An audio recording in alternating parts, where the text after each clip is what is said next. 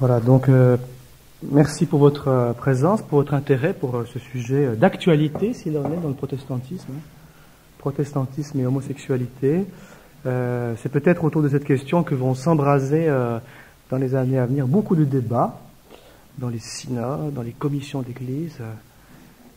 Voilà, un sujet très difficile et qui sera certainement une épreuve pour le protestantisme, je pense, dans les 10 années à venir.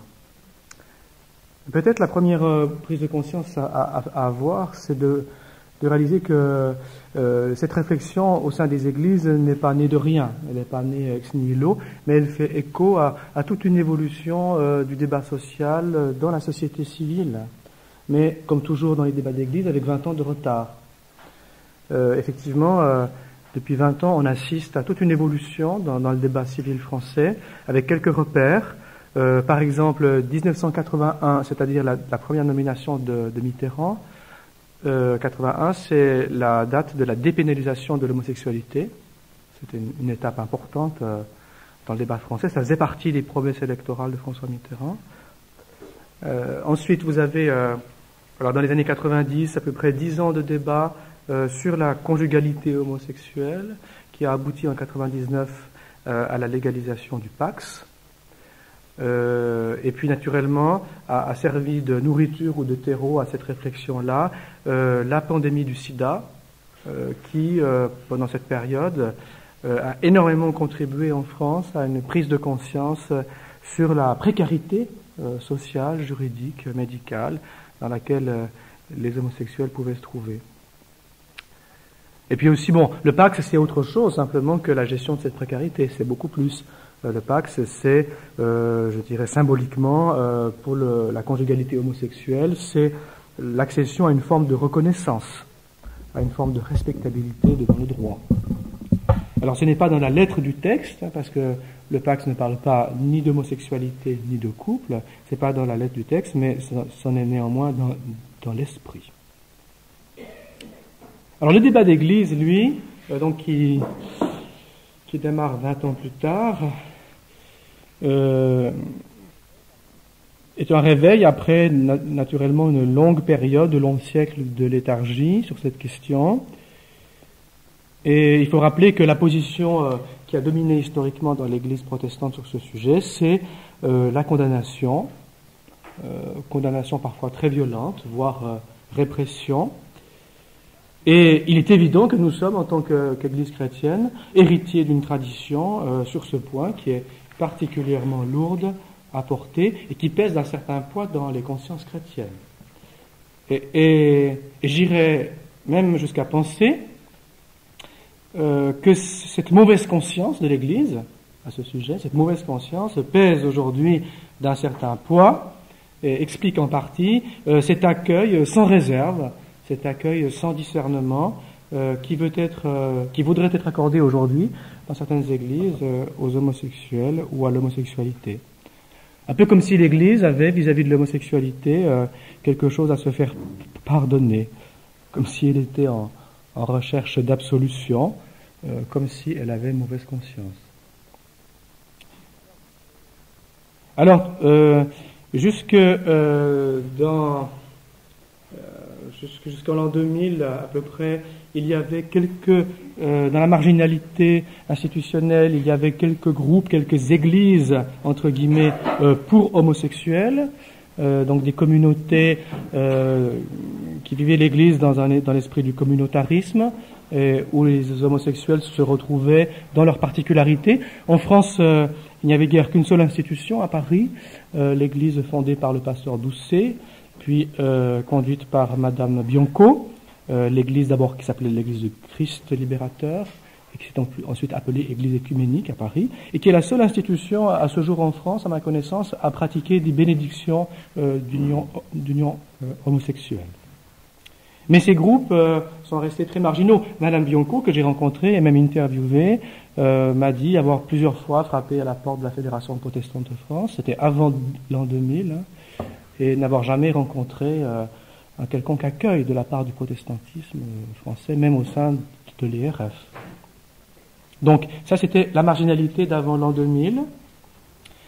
Mais ce modèle d'église pour homosexuels, de ghetto homo, en quelque sorte, a toujours été très mal perçu par les protestants français, qui l'ont critiqué et rejeté. Ce à quoi on assiste depuis 5 ans, c'est autre chose. C'est une forme de libéralisation allant progressivement vers l'idée qu'en substance, devant le Christ, devant Dieu, homosexualité, hétérosexualité, c'est bonnet blanc, blanc bonnet. Ça s'équivaut. C'est une forme d'alternative ou d'option devant laquelle chaque chrétien ultimement serait libre, pourvu que cette relation, qu'elle soit hétéro ou homo, soit vécue dans l'amour et dans la fidélité. Et c'est à ces deux concepts qu'est réduite aujourd'hui, pour une bonne partie du protestantisme, l'éthique sexuelle chrétienne. Amour et fidélité. Et en conséquence, des décisions sont prises dans les synodes qui ont pour effet de lever toute forme d'exclusion, entre guillemets, dont les homosexuels pouvaient se sentir victimes, dans leur accès au statut de membre d'église, au pastorat, ou alors leur accès à la bénédiction nuptiale. Alors quelques repères, ce sont les églises protestantes américaines qui ouvrent la voie sur cette question, l'église du Christ uni, entre 91 et 93, les églises scandinaves, la fameuse NHK, la grande église réformée d'État, qui vote sur ces réformes en 1995, les églises suisses-allemandes, qui leur emboîtent le pas, comme l'église du canton de Lucerne, qui vote ces réformes le 13 novembre 1996. Alors en Suisse romande, la situation était un peu différente, parce que les institutions ecclésiales, encore aujourd'hui, résistent à ces évolutions, le droit ecclésial le résiste, comme aussi la population ecclésiale. Mais en Suisse romande, ce sont les théologiens, facultés de Lausanne, Genève et Neuchâtel, qui travaillent depuis plusieurs années à ouvrir les esprits, à préparer les esprits, comme ils disent, à cette ouverture, avec plusieurs colloques et publications, dont vous avez quelques spécimens ici sur la table. Alors en France, la situation est assez différente qu'en Suisse. Parce que les grandes institutions protestantes, luthéro-réformées, jusque récemment, sont restées dans une position relativement réservée, voire critique par rapport à ces évolutions, facultés de théologie comprises. Et les contestations sur ces questions, la demande de libéralisation, sont nées de la base, non pas des théologiens, mais de la base, sont nées de membres d'églises plus ou moins organisés qui ont fait pression, notamment sur l'Église réformée de France, dans les synodes, pour que ces questions soient inscrites à l'ordre du jour des synodes. L'Église réformée de France, par exemple, je ne sais pas si vous le savez, a été comme prise au feu sur ces questions, suite à une démarche plus ou moins volontaire, plus ou moins réfléchie, je ne le sais pas, d'un jeune candidat pasteur qui était un homosexuel déclaré, et qui a déclaré, qui a lancé un appel officiel dans les synodes en faveur de l'accueil des gays et des lesbiennes au sein du ministère. C'était les synodes d'Antibes et de Soissons de 1999 et 2000, et qui a provoqué tout un mouvement de mobilisation en faveur de la libéralisation de l'Église sur ce point, auquel a participé un peu plus tard également la fameuse commission couple, famille et société de l'Église réformée de France, au travers d'un rapport très engagé qui était rendu au Conseil national. Voilà. Mais ce qui est particulier en France par rapport à la Suisse, c'est qu'en France, la demande de réforme ou de libéralisation dans ces domaines est venue de la base. C'est une initiative populaire, comme on dit en Suisse. C'est une revendication démocratique, mais relativement marginale. À l'exception de la faculté de Paris, qui est entrée dans la militance assez tardivement, en 2001, mais à part ça, les théologiens protestants sont restés relativement réservés et critiques sur ces questions. Cette réserve, pourtant, aujourd'hui est tombée. Quelques années plus tard, elle est tombée. en octobre 2002 est paru sous l'égide du CPLR. Donc on a expliqué dans les préliminaires de l'atelier ce qu'était le CPLR, le Conseil permanent luthéro-réformé, apparu sous l'égide du CPLR un important dossier de travail intitulé Église et homosexualité, sous forme de consultation, destiné à stimuler et encadrer la réflexion des églises membres sur ces questions. Et l'événement le plus récent, pour faire un état des lieux, c'est la publication d'une déclaration et d'un rapport final du CPLR qui date du 1er février 2004, vous voyez donc ça date à peine de quelques semaines, publication, les conclusions de cette consultation, la synthèse des réactions exprimées parmi les églises membres. Dans ce débat, il y a des questions de fond et des questions de surface. Alors, les questions de fond sont presque jamais abordées. On passe dessus comme chat sur braise. On pourra y revenir si vous voulez plus tard dans le débat. Et les questions de surface sont essentiellement au nombre de trois questions essentielles qui sont toutes relatives à la discipline de l'Église. C'est pourquoi on en parle dans les synodes.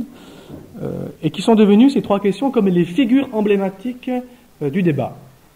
Alors, primo, le membre de l'Église, un homosexuel déclaré, peut-il être admis comme membre de l'Église? C'est la première question de discipline, impliquant également son admission au sacrement, au baptême et à la Sainte Seine. Première question. Deuxième question, le pastorat. Est-ce qu'une personne homosexuelle déclarée peut être admise comme pasteur? Impliquant aussi dans les églises de tradition presbytérienne auxquelles nous appartenons pour la plupart, son éligibilité au conseil presbytéral. Est-ce qu'on peut élire un homosexuel déclaré comme ancien, comme conseiller presbytéral? Et puis, troisième question emblématique, la bénédiction nuptiale.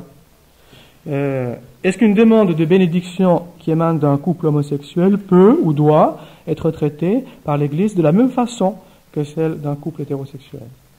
Voilà les trois questions emblématiques sur lesquelles se focalise le débat et qui ne sont pas du tout et forcément les premières questions à poser. Mais bon, on n'est pas maître du débat. Hein. Quand, par exemple, le christianisme au XXe siècle, après les synodes de Soissons aux Antibes, intitule son article « Le ministère pastoral est-il accessible à tous ?» Bon, on a l'impression qu'on a tout dit. Hein. Ou alors les théologiens protestants suisses, les actes du dernier colloque, où est-ce qu'il se trouve? Non, il n'est pas là. La question c'est, voilà, c'est ici, qui a peur des homosexuels? C'est évident qu'en abordant les questions de cette façon-là, on passerait très vite et on court-circuite quelque part toutes les questions préliminaires. Alors comment est-ce que le CPLR, le fameux CPLR, répond à ces questions? L'intention du CPLR, affichée au départ, c'était d'élever le débat au-dessus de l'opposition traditionnelle entre les pour et les contre, entre les partisans et les adversaires de l'homosexualité. Essayer de trouver ainsi une troisième voie. C'est très à la mode, la recherche des troisièmes voies. Une troisième voie entre le tout ou rien en matière d'accueil de la personne homosexuelle. Alors, comment est-ce que le CPLR y parvient? Alors, la solution proposée dans le rapport, disons, analytique, mais qui est pratiquement identique aux conclusions,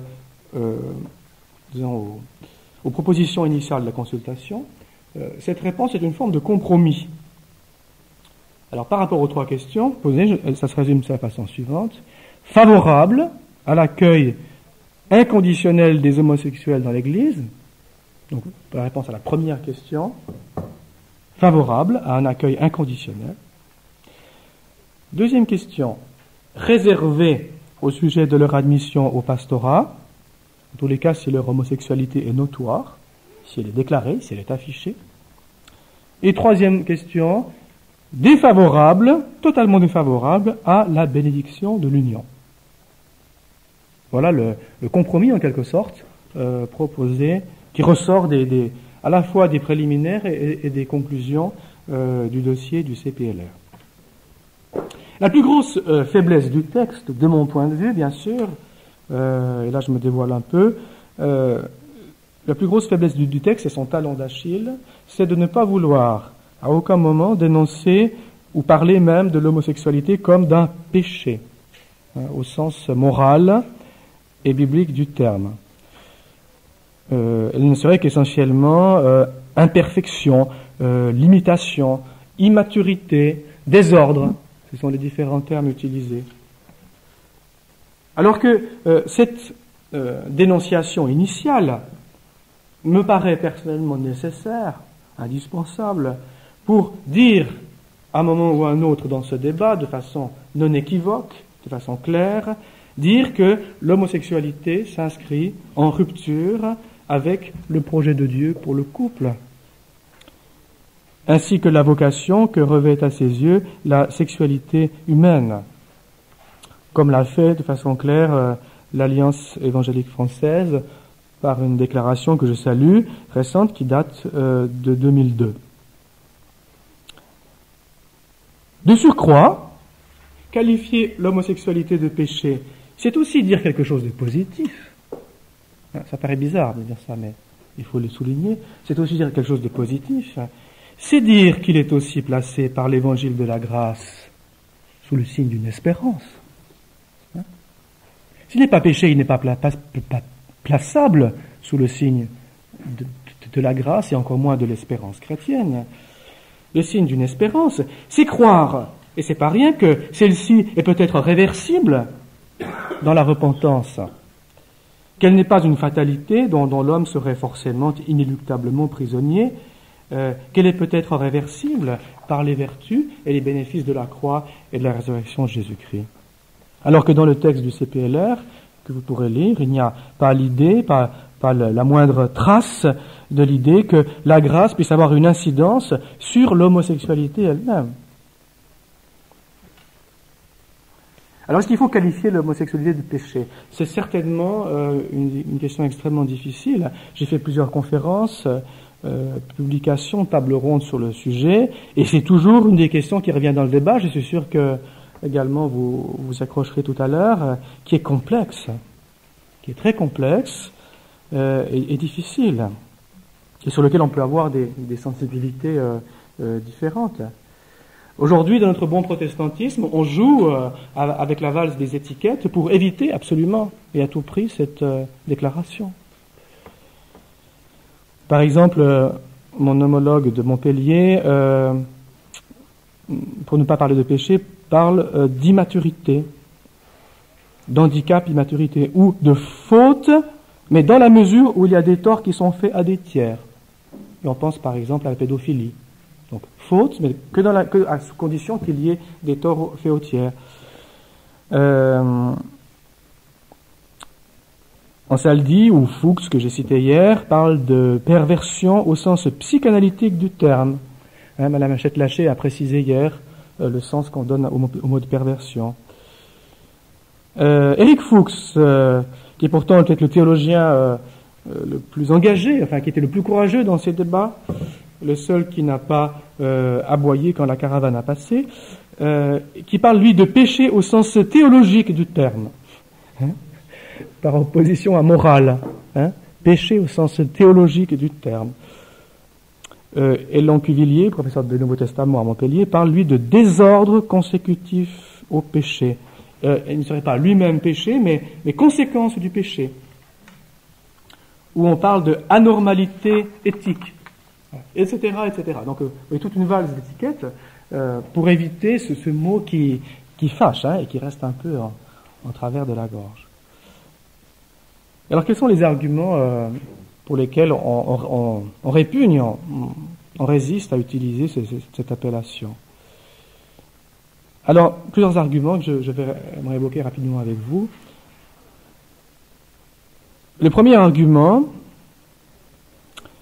pour lequel on refuse dans le protestantisme d'appeler l'homosexualité péché, par exemple, Jean Ansaldi, il dit parce que l'homosexuel ne décide pas un beau matin de l'être. Il est pris dans une histoire sociale et familiale dont il est autant victime qu'acteur. Et ça rejoint des remarques d'hier et de ce matin, autant de Mme Hachette-Laché que de Jonathan Hanley. Effectivement, l'homosexuel ne décide pas un beau matin dans son bureau de devenir homosexuel. Et cet argument donc est important, c'est une opposition, une remarque importante qui est à la fois, de mon point de vue, à la fois juste et à la fois fausse. Juste parce que c'est vrai qu'effectivement, cette orientation du désir, dans la plupart des cas, n'est pas le résultat d'un choix subjectif et délibéré. C'est évident. Les psychanalystes soutiennent en général la conviction qu'avait exprimée Simone de Beauvoir lorsqu'elle avait dit on ne naît pas homosexuel, mais on le devient. Mais de leur point de vue, ça ne veut pas dire que l'individu le devienne à un moment très précis de son existence consciente, au terme d'un choix subjectif et délibéré, à caractère pervers. Et la plupart des homosexuels, si vous parlez avec eux, se perçoivent comme tels depuis toujours. Aussi longtemps que peuvent remonter leurs souvenirs dans l'enfance, ils se reconnaissent comme tels. Ils parlent de cette attirance qu'ils ont pu éprouver vis-à-vis des personnes de leur sexe. Et c'est quelque part dans leur prime enfance, souvent dans l'inconscience, que cette orientation s'est dessinée au fond d'eux-mêmes, sans qu'il leur soit toujours possible, mais rarement possible, de l'identifier ou de le localiser. Et j'irais même jusqu'à penser que sur un plan purement subjectif, la façon dont un individu découvre son orientation sexuelle n'est pas fondamentalement différente dans l'hétéro ou dans l'homosexualité. Même si leur inclination n'est pas naturelle au sens absolu du terme, force est de constater que subjectivement, ils la vivent comme telle. Voilà, c'est une prise de conscience, je crois, importante. C'est première mise au point à faire qui est importante parce qu'elle nous interdit, en tous les cas, de faire aux homosexuels des procès d'intention spécifiques et de considérer a priori ces personnes comme des personnes qu'une faute secrète et particulièrement vile aurait plongé dans cet abîme. Que la chose soit dite et répétée. Mais de mon point de vue, de théologien, de chrétien,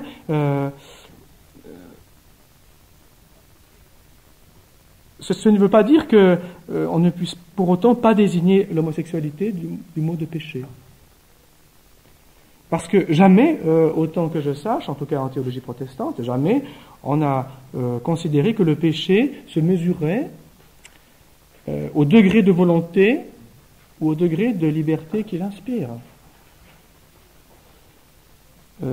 Le péché, en théologie protestante, si vous lisez par exemple l'article 10 de la Confession de foi de La Rochelle, le péché désigne un état objectif, un état de rupture, de transgression, de séparation, mais qui est indépendant de la conscience que les individus peuvent en avoir, qui n'est en tout cas pas dépendant de cette conscience. Est qualifié de pécheur ou de péché tout ce qui s'inscrit objectivement en rupture avec l'ordre de Dieu, sans qu'il soit précisé si cette rupture est volontaire ou non.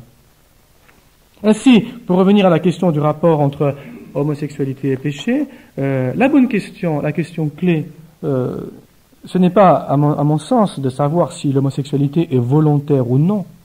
Ça, c'est la mauvaise question. Mais c'est de savoir si elle s'inscrit en harmonie ou en rupture avec le projet de Dieu pour le couple. Ça, c'est la bonne question. Est-ce qu'elle s'inscrit en harmonie ou en disharmonie avec la vocation que revêt, aux yeux de Dieu, la sexualité humaine? La réalité que la Bible désigne par le péché est beaucoup plus large que le cercle des choix qui sont imputables à notre libre arbitre. La deuxième raison, le deuxième argument pour lequel on répugne à utiliser ce terme, ou ce qualificatif, c'est qu'on parle de l'homosexualité comme d'une maladie. Est-ce qu'elle ne serait pas une maladie? Et c'est une façon de parler qui se révèle elle aussi très ambiguë. et dont je vous signale, dont la plupart des militants de la cause gay ne sont pas contents. Hein. Ils n'apprécient pas qu'on qualifie leur homosexualité de maladie. Ils ne demandent pas une prise en charge thérapeutique, ils demandent une reconnaissance. Hein. C'est pas tout à fait pareil. Vous savez que dans la communauté homosexuelle, on a beaucoup affabulé depuis 30 ans, 40 ans, sur une hypothétique homosexualité génétique ou congénitale, mais avec des motivations qui ne sont pas tout à fait neutres. Par exemple, aux États-Unis, dans les années 90, les débats sur le fameux gène homosexuel, alors, je vous le donne en mille, c'est le XQ28, voilà son code. Le XQ28, l'hypothèse d'un médecin qui s'appelait Dean Hammer, une hypothèse qui a été ensuite largement contestée, mais qui résonnait dans la conscience de certains homosexuels comme une découverte providentielle. Et Jean-Claude Guillebeau, dans La tyrannie du plaisir, déjà cité dans ce carrefour, écrit ceci, j'aime bien ce commentaire, la découverte de ce marquage biologique était providentielle, puisqu'elle venait oindre les gays d'une imparable légitimité, fondée à la fois sur la science et sur le statut de victime. Si les homosexuels sont génétiquement différents, répétait-on outre-Atlantique, cela veut dire qu'ils ne sont pas responsables et qu'on ne saurait leur reprocher la nature de leur désir, pas plus qu'on peut obliger quiconque à répondre de la couleur de sa peau ou qu'on pourrait l'obliger à en changer. Fin de citation. Considérer l'homosexualité comme une donnée naturelle ou comme une maladie ou génétique ou héréditaire répond à un besoin de banaliser l'homosexualité, de la normaliser en quelque sorte, de l'excuser comme s'excusent toutes les choses naturelles. Le troisième argument, qui lui nous troublera peut-être davantage, c'est l'argument biblique. Plus inattendu que les précédents. C'est l'affirmation, qui devient un peu un lieu commun aujourd'hui dans les chaumières protestantes, selon laquelle l'enseignement des Écritures ne contiendrait pas de condamnation de l'homosexualité. Alors, la chose peut quand même être a priori assez surprenante pour tout lecteur un peu naïf de la Bible, parce que il est vrai qu'à première lecture, on a plutôt l'impression que la Bible, au contraire, prononce sur l'homosexualité des jugements particulièrement sévères et absolus. C'est le moins qu'on puisse dire. Vous trouvez les condamnations de la loi du Lévitique au chapitre 18. Vous avez également la condamnation à mort de celui qui est reconnu coupable d'homosexualité au chapitre 20 du même ouvrage. Tous les textes bibliques qui parlent de façon quasi mythique du péché de Sodome et Gomorrhe et de sa répression par la colère de Dieu. Un texte, je vous le signale, auquel il est fait référence une douzaine de fois dans l'Ancien Testament et à 7 reprises dans le Nouveau. Donc 19 citations, excusez-moi. Et à chaque fois, on se réfère au jugement de Sodome et Gomorrhe comme à un jugement exemplaire, emblématique même du jugement de Dieu, du jugement que Dieu prononcera contre les incrédules de tous les temps. Dans le Nouveau Testament, vous avez aussi la même sévérité qui se retrouve dans les fameux catalogues de vices de l'apôtre Paul, dans la première aux Corinthiens, dans la première à Timothée. L'homosexualité ici est répertoriée parmi les comportements qui fermeraient l'accès au royaume de Dieu, qui seraient incompatibles avec l'héritage de la grâce. Et c'est pas rien. Et puis enfin, le texte biblique par excellence, dont on a parlé hier soir, celui qui est sans doute le plus développé sur le sujet, c'est le premier chapitre de l'Épître aux Romains, versets 26 et 27. Alors comment est-ce qu'on peut affirmer que l'Écriture est muette ou serait muette sur la question de l'homosexualité? De nombreux auteurs aujourd'hui, là vous en avez un certain nombre dans la partie de gauche, tentent de nous convaincre, ou de se convaincre, je ne sais pas, que contrairement à l'évidence textuelle, la Bible ne condamnerait pas l'homosexualité en tant que telle, mais uniquement telle ou telle forme particulière d'homosexualité, propre à des cultures aujourd'hui dépassées. Et la conséquence de cette démarche herméneutique, c'est qu'à des expressions bibliques qui sont souvent dans le texte courtes, lapidaires, péremptoires, comme les mots du fameux catalogue de vices de l'apôtre Paul, alors à ce mot simple, on va adjoindre un qualificatif qui va en diminuer, qui va en limiter, en réduire en quelque sorte la portée. D'une parole dont l'apparence première est atemporelle et inconditionnelle, on va faire une parole conditionnelle et en limiter la portée à une parole conjoncturelle. Par exemple, on affirmera péremptoirement que l'homosexualité condamnée par le Lévitique, c'est la prostitution homosexuelle. Mais c'est plus limitatif. La prostitution homosexuelle, ou alors le viol homosexuel, ou alors encore la prostitution sacrée. Mais des ajouts qui ne reposent, il faut le dire, sur aucune évidence textuelle, et dont le fondement, ça c'est la chose qui me frappe le plus, dont le fondement n'est jamais démontré. C'est un postulat. Il n'y a pratiquement jamais d'explication. Et lorsqu'il y a explication, c'est assez rare mais ça existe. Alors, quelle est la démarche herméneutique proposée ? Elle consiste à transposer sur le précepte biblique les idées que l'on trouve dans les législations païennes du Proche-Orient ancien, dans les cultures voisines ou antérieures à la culture d'Israël. Soit que les préceptes bibliques cherchent à les imiter, c'est l'a priori selon lequel les écrivains bibliques reproduiraient les mêmes interdits, donc on retrouve dans la loi du Lévitique le même interdit que celui qu'on trouve par exemple dans le Proche-Orient ancien. Soit que la pensée des écrivains bibliques s'y oppose. Les textes bibliques viseraient surtout les pratiques cultuelles des Cananéens contre lesquelles elle exhorterait les enfants d'Israël à se démarquer. Alors ceci dit, c'est intéressant pour montrer quand même la fragilité de l'exégèse. Il existe aussi aujourd'hui parmi les théologiens libéraux, entre guillemets, sur ce sujet, une seconde lecture des données de la Bible sur le sujet,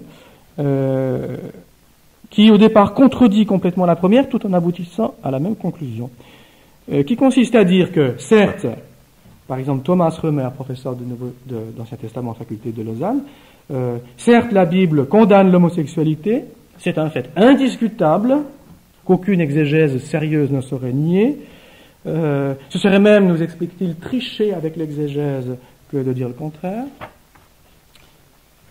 Toutefois, cette condamnation biblique ne nous concerne pas directement aujourd'hui, à cause de la distance qui nous sépare des premiers destinataires de ces paroles.